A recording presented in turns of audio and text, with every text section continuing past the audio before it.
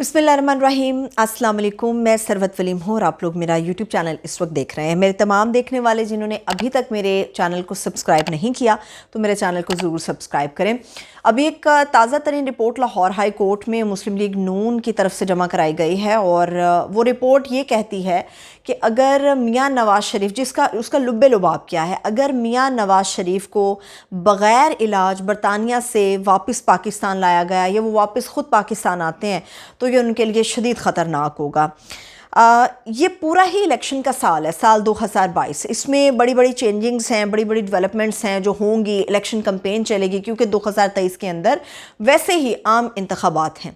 अब इसमें बड़ी ट्विस्टिंग किस्म की चीज़ें हैं जो समझने वालों को भी समझ आ रही हैं, मगर अनफॉर्चुनेटली जिनको समझना चाहिए कि ये सब ड्रामा है, उनकी तरफ हम उंगली नहीं उठा सकते। उनको पता है कि ये सब ड्रामा है, मगर उसके बावजूद इसकी किस्तें जारी हैं। किस्तवार ये पूरा ड्रामा रिलीज़ होना शुरू हो गया है। पहले भी कहा गया मियाँ नवाज़ शरीफ की जान को ख़तरा है। यकीनन हर जान कीमती है, वो चाहे किसी आम शख्स की है, चाहे वो किसी सियासतदान की है। सियासत वैसे पाकिस्तान की पूरी सियासत ही ड्रामों के ऊपर मबनी है। ये एक ऐसा ड्रामा है जिसकी हर रोज़ या हर चौथे दिन एक किस्त रिलीज़ होती है। वो फिर डिपेंड कर रहा होता है कि इसमें कौन सा कैरेक्टर है। अब की बार मियाँ नवाज़ शरीफ साहब का कैरेक्टर दोबारा से जाग उठा है। पिछले कुछ दिनों से चल रहा था कि शायद मियाँ नवाज़ शरीफ साहब वतन वापस आ रहे हैं। फिर कुछ नून लीग के सीनियर रहनुमाओं ने कहा जी हम जा रहे हैं, लेकर आएंगे। फिर कुछ ने कहा कि जी मार्च तक की तारीख है। कुछ ने कुछ कहा, मगर जो असल आवाज़ थी वो मियाँ शहबाज शरीफ साहब की थी। और मियाँ शहबाज शरीफ का आपको बहुत पहले से याद होगा, उन्होंने कहा अगर मुझे किसी के पाँव भी पड़ने पड़े तो मैं इस मुल्क की खातिर, इस जमहूरियत की खातिर उसके पाँव पड़ जाऊँगा। तो वो पाँव बेसिकली लोगों ने समझा शायद इस्टेब्लिशमेंट के पाँव पड़ने की बात कर रहे हैं।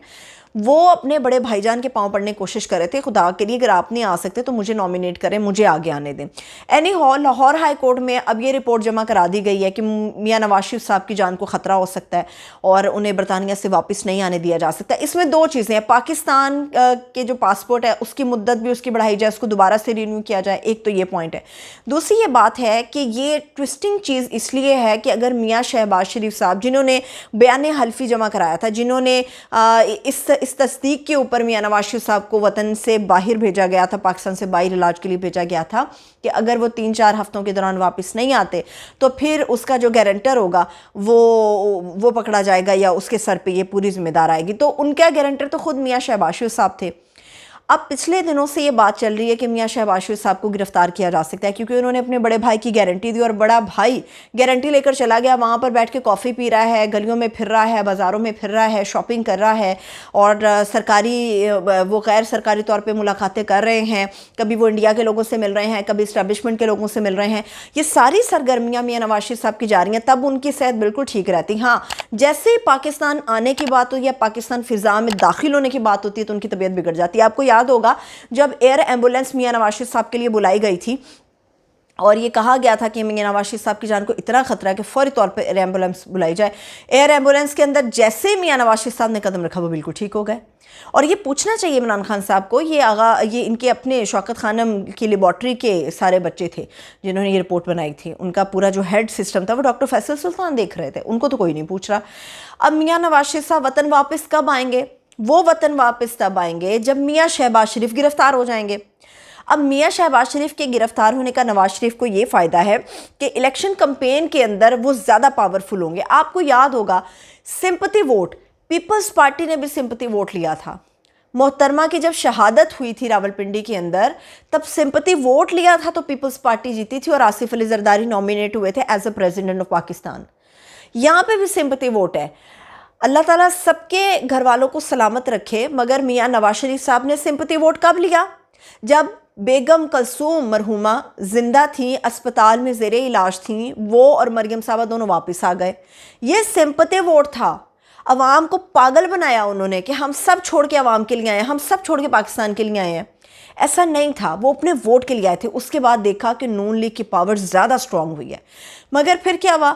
जब उन्होंने देखा कि घेरा तंग हो रहा है, इमरान खान किसी तौर राज़ी नहीं हो रहा कि इनके एहतसाब से बाज आ जाए या इनकी करप्शन को बेनकाब ना करे, तो मियाँ नवाज़ शरीफ साहब के प्लेटलेट्स अचानक से गिरना शुरू हो गए। अब जब वो अचानक से गिरना शुरू हो गया और ये बताया गया कि मियाँ नवाज़ शरीफ को नहीं पता था कि उनके प्लेटलेट्स गिर रहे हैं, ये पूरा ड्रामा रचाया गया कुछ अफसरान के साथ मिलकर शहबाज शरीफ ने, और शहबाज शरीफ से अचानक मुलाकात मियाँ नवाज़ शरीफ साहब की कराई गई जब वो हिरासत के अंदर थे। उसके बाद उनके प्लेटलेट्स कम हुए। हालांकि उस दिन उन्होंने बड़ा ठीक ठाक खाना खाया था और मज़ेदार तरीके से मुरगन ग़िज़ाएँ खाने के बाद वो आराम फरमाने के करीब थे अपने बेडरूम के अंदर हिरासत के अंदर, जब मियाँ शहबाज शरीफ को अचानक रात गए उनसे मुलाकात कराई गई। वो कही जाए मैं ठीक हूँ, मियाँ शहबाज शरीफ साहब कही जाए नहीं नहीं भाईजान आपके प्लेटलेट्स गिर गए हैं, आपकी तबीयत बहुत ख़राब है। वो तबीयत ख़राब हुई, एयर एम्बुलेंस आई, मियाँ नवाज शरीफ साहब मुल्क से फ़रार हो गए। हाँ, फ़रार का तरीक़ेकार मुख्तलिफ था मगर इसे मुल्क से फ़रार होना ही कहा जाता है। अब मियाँ शहबाज शरीफ अगर गिरफ़्तार हो जाते हैं, उनकी गिरफ़्तारी के बहुत ज़्यादा चांसेस अब इसलिए हैं क्योंकि एहतसाब का अमल जो रुका हुआ है, करप्शन का अमल जो रुका हुआ है, उसका आखिरी जो कील है वो मियाँ नवाज शरीफ साहब हैं, जिनको पकड़ना या जिनको ठोकना बड़ा ज़रूरी है। और ये मैं ठोकने की बात इसलिए कर रही हूँ कि ये कानूनी हवाले से मैं बात कर रही हूँ।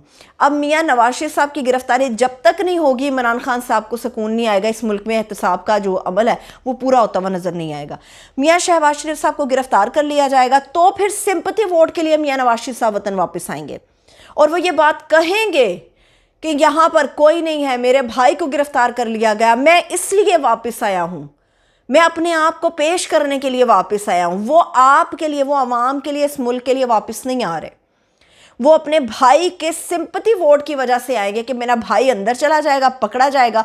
और आपको पता है कि बड़े चांसेस हैं कि मरियम नवाज़ को भी जो है वो गिरफ्तार कर लिया जा सकता है। अगर मरियम नवाज़ गिरफ़्तार हो गई, शहबाज शरीफ गिरफ़्तार हो गए, क्योंकि ये फरवरी के महीने के हवाले से नून लीग के अंदर से ये बड़े अंदर के बड़े करीबी लोग ये बात कर रहे हैं कि मरियम नवाज़ को टास्क दे दिया गया फरवरी के महीने में दोबारा से सियासी लिहाज से एक्टिव होने का। मरियम नवाज़ की अगर गिरफ़्तारी हो जाती है, और ये बड़ी बड़ी पक्की रिपोर्टें हैं, बड़ी पक्की खबर है कि मरियम नवाज़ गिरफ़्तार हो सकती हैं। अगर वो गिरफ़्तार हो जाती हैं तो फिर नून लीग का प्लान भी क्या होगा, क्योंकि अगर मरियम गिरफ़्तार हो जाती हैं और शहबाज शरीफ की गिरफ़्तारी भी इसलिए है क्योंकि हुकूमत डट गई है।